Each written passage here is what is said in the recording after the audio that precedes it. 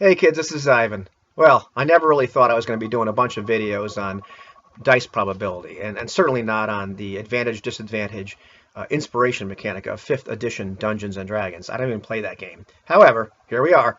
So, one of my viewers, Drudenfoots, had asked, isn't it the same?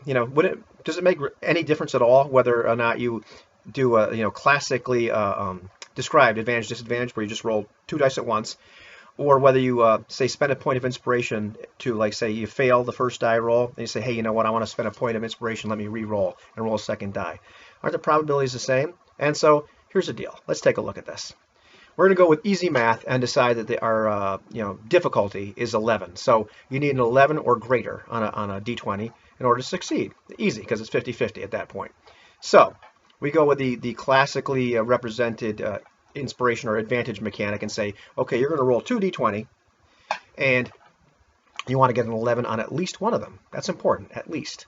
So your chances of rolling an 11 or greater on at least one of these 2d20 dice is 75%.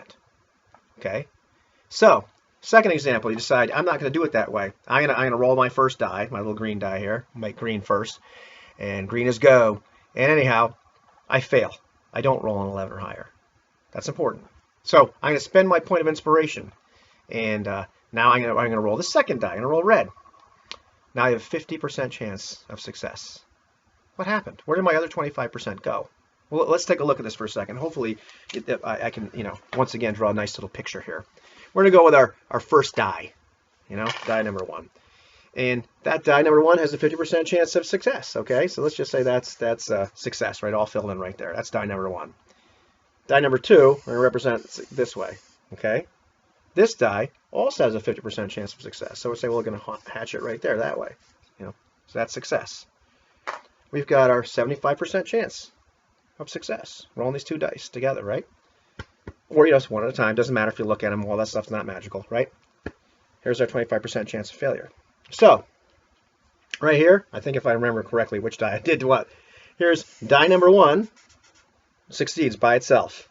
Here's die number 1 and 2, if you can see that, they both succeed. So that's 25% chance, 25%. Okay, that's 50%. Okay, here's die number 2 all by itself succeeding. That's our 75% chance, right? What happened to the 25%? Why is it different?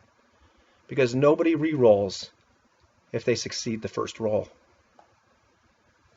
Die number 1, failed. You got a 50% chance of success. That's how it works.